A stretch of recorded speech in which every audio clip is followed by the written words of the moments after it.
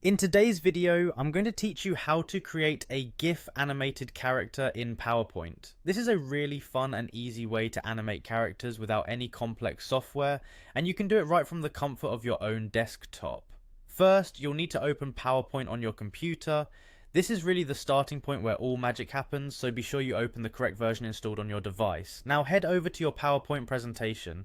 Make sure you've got the presentation that contains the 3D model you want to animate. You should navigate through your slides and click on the slide that has your 3D model. Once you're there, simply right click on this slide. This will open up a menu with several options popping up. From the options that appear, select Duplicate Slide. This is a very important step as it allows you to create a continuation of your animation sequence. Essentially, this duplicated slide will serve as the next frame in your animation. Next, click on the second slide. This is the one you've just duplicated. Now comes the fun part. This is where you can start to rotate or resize your 3D model. Feel free to get creative here.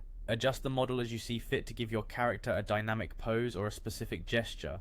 By doing so, you're setting up the changes that will occur in the animation. Once you're satisfied with how you've transformed your 3D model, navigate over to the Transition tab at the top of the PowerPoint interface. Here you'll have a variety of transition effects to choose from. For this animation, you'll want to select the Morph transition. This particular effect is what creates a smooth and seamless transition between your frames, giving the impression of movement. After you are happy with the transition, go to the File tab. From here, head to Export. You'll see a range of options on how to save your work, but what we want is to choose Create Animated GIF. Once you select this, an option to create GIF will appear. Click on this to generate your animated character GIF. Now just sit back and let PowerPoint work its magic. It will process your slides, transitions, and changes to output a smooth and dynamic animated character. This GIF can then be used in your presentations, shared via email, or even on social media for others to enjoy.